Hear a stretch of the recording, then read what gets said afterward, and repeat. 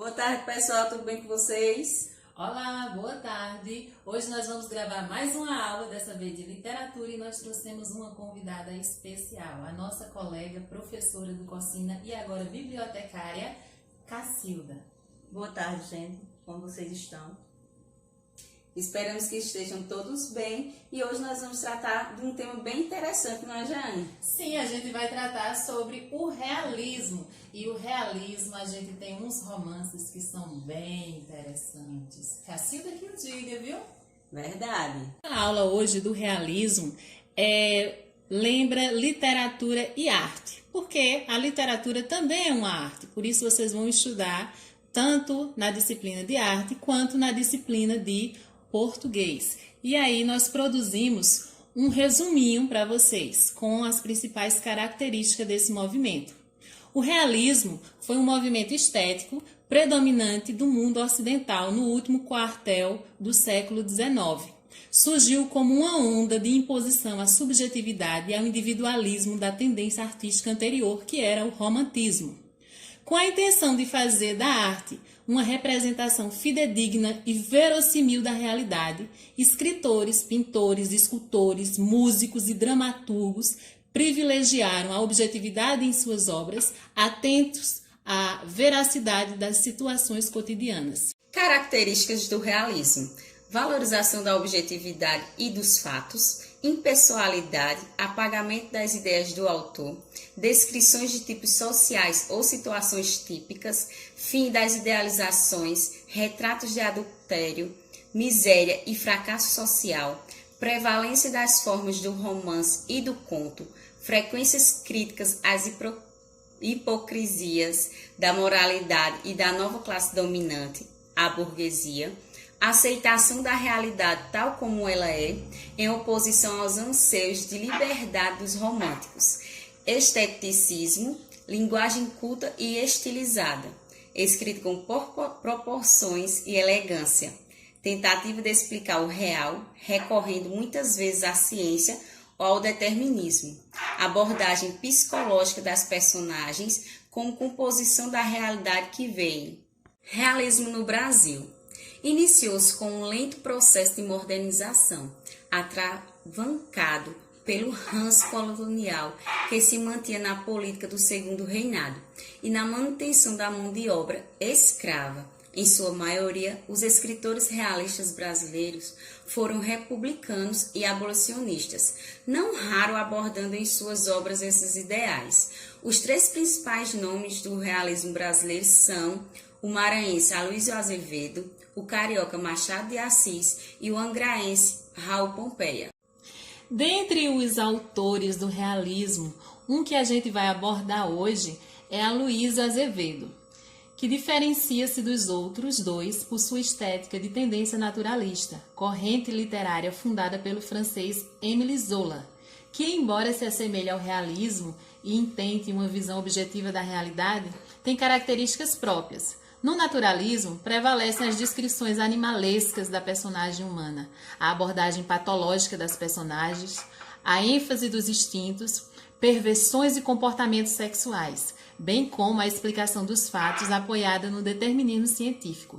É o caso das obras Casa de Pensão, de 1883, O Cortiço, de 1890 e O Mulato, de 1881, que é a obra que Cacilda vai falar para vocês daqui a pouco. Boa tarde outra vez, gente. Fiquei muito feliz com o convite das professoras Jeane e Simone para tratar de algum livro que eu tenha lido de Aloysio Azevedo. E como eu acredito que a leitura tem que ser prazerosa e levar encantamento ao leitor, eu escolhi O Mulato. O Mulato, ele narra a história de Raimundo, o filho bastardo de José, com a sua escrava Domingas. José, ele era um fazendeiro de São Luís do Maranhão e ele levava uma vida dupla. Ele tentava levar a vida entre o amor de Quitéria, que era a esposa oficial, e Domingas, que era a escrava amante. E desse relacionamento nasceu Raimundo. E José, ele tratava Raimundo como um filho legítimo. Isso incomodava Quitéria. O que Quitéria fez? Quitéria tramou uma emboscada para Domingas e mandou dar uma surra. Dessa surra, Domingas ficou muito envergonhada e passou a viver no mato, vagando pelo mato. O tempo passou, enquanto Quitéria se sentia traída, ela também tinha seus segredos. Ela mantinha um caso com o padre Diogo. José descobriu, os pegou junto e matou Quitéria na frente do padre. Para que essa história não vazasse na sociedade, o que eles fizeram? Fizeram o pacto do silêncio. Resolveram falar que Quitéria havia morrido de causa natural. O tempo passou, armaram uma emboscada para José e mataram José.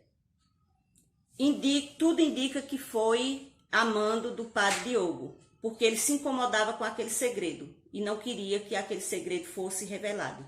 Isso iria manchar a imagem dele de bom padre. Como José tinha morrido, o seu tio, Manuel,